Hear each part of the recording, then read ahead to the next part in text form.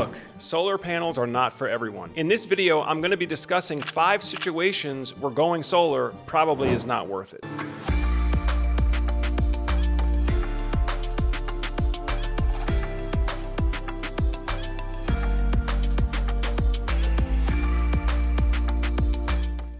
All right, so in today's video, we're talking about situations where solar panels are not worth it. And the first one is if your power company does not have a solar buyback program. Now, when we talk about a solar buyback program or a net metering program, what we're talking about is a situation where your relationship with the power company becomes a two-way relationship. During daylight hours, you can directly power your house via solar panels, and then any of the excess solar electricity would simply get sent back out to the electric meter or sold back to the power company for full price credit. Then during the evening hours, when the solar panels are no longer producing, you can just pull the energy back in using credits that you built up during the daytime. And if the system's designed properly with a good solar buyback program, you should be able to net out to zero, right? You should have enough excess solar generation during the daytime to cover what the home is consuming at nighttime, so your bill nets out to zero. But what we're seeing is a number of utilities are doing away with the solar buyback programs, or they're reducing the amount of credit that they give you so low that the financial payback, the justification just isn't there. Now, the biggest example of this is California and their so-called net metering 3.0 or NEM 3.0, where now you have to send the power company 4 units of electricity for every 1 that you get to pull back. So in this case, you're not going to get the best dollar for dollar payback on your solar system. That is, unless you install battery storage with your solar. By using batteries with your solar power system, you don't really have to worry about buying and selling back and forth with the power company. You can simply charge your excess solar electricity into a battery, then run your battery or use the battery to power your home during evening hours, and then the next day the solar panels take over and they recharge the battery. And you can repeat that cycle as many times as you need, so that basically the power company becomes the provider of last resort, so you don't have to worry about if they eliminate or they change the terms on their buyback program. All right, now the second situation where solar probably not worth it is if you do not have any income tax liability. Now, we're not tax professionals and we're not giving you any tax advice, but a big part of the solar payback is the 30% federal tax credit. If you live here in the United States and you have federal income tax liability, you can actually claim 30% of your total solar and battery investment via the solar tax credit. And which basically means 30% of your system cost is going to be reimbursed by the federal government. But this program only works for those that have federal income tax liability. So if your income is not low enough to claim that full 30% against your income tax liability, or in some cases your income may not be taxable at all, that 30% federal tax credit is not going to help you. And this is important because a lot of times if you're looking at a solar proposal, particularly if you're setting up financing for the solar system, a lot of times the monthly payment that the solar contractor is showing you assumes that you can claim the full 30% tax credit and apply it towards the financing to get that lower solar payment. So make sure that you read the fine print, because if you're not able to take that tax credit, the monthly payment that you may end up paying for your solar system may be significantly higher than the estimated payment that they're showing you on the proposal. Now, the third situation where you want to avoid going solar is if you have excessive shading on your roof. Very simply, solar panels only work at their peak potential if they can be exposed to as much sunlight as possible, especially during the peak hours of the day, which is like 10 a.m. to 4 p.m. Now, if you have trees that encroach your roof, or maybe you have other nearby buildings that are taller, or other obstructions that cast a shadow on a significant part of your roof, then chances are the solar panels are not going to perform to their full potential, and therefore they're not going to give you the financial payback that you're probably hoping for. By the way, all of this should be determined during the design phase before you've signed any kind of contract.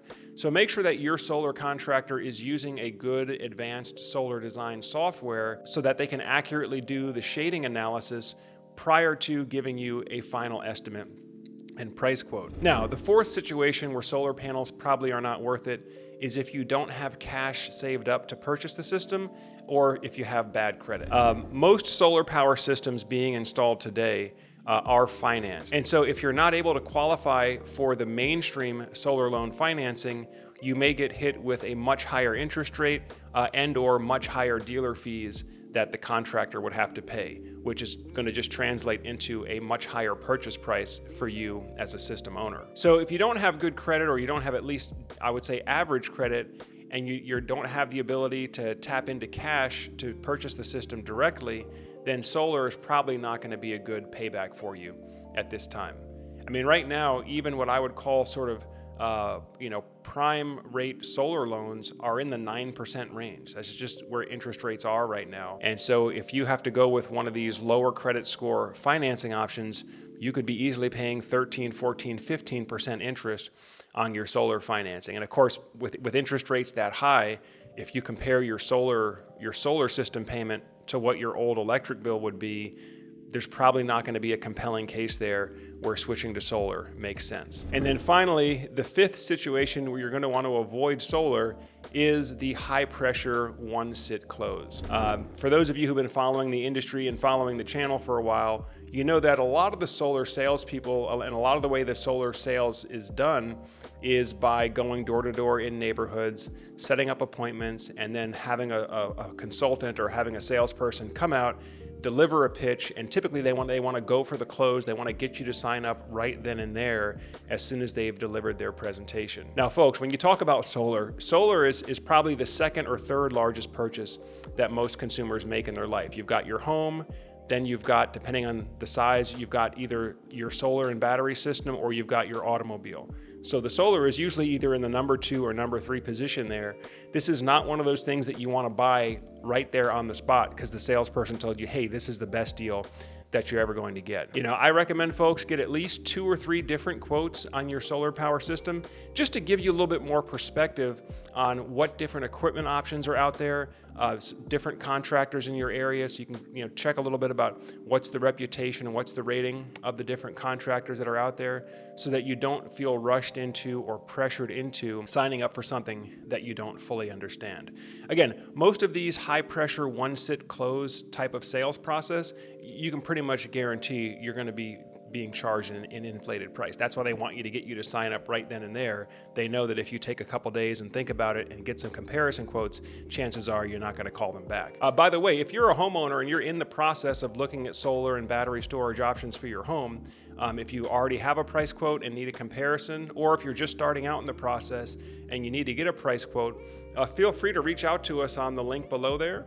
You can set up a call with a solar expert, or just use our free online quote tool so you can see how much solar and battery storage costs in your area. So folks, this has been a discussion of 5 situations where going solar is probably not worth it.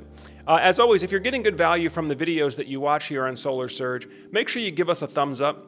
And go ahead and hit that subscribe button as well if you haven't done so already. That way, as we have new videos like this coming out, it'll come up on your feed and you can stay up to date with us. Well, I thank you all for spending some more time on the Solar Surge channel. As always, I'm Joe Ordia here, encouraging you to get prepared and be empowered. Thanks for watching, and I'll see you on the next video. All right, I hope you're getting some great value from today's video content. Now, if you would like to have your business or product or technology featured on the Solar Surge channel, we can help you do that. Feel free to use the link below to set up a call with our media team so that we can discuss your marketing goals and how Solar Surge can help you get there. Solar Surge is the leading online community in the U.S. residential solar and energy storage space. And so if you would like to have your business or product or technology introduced to our audience, we can help you do that. Again, feel free to reach out to us on the link below to set up a call with our media team, or email media@solarsurge.net.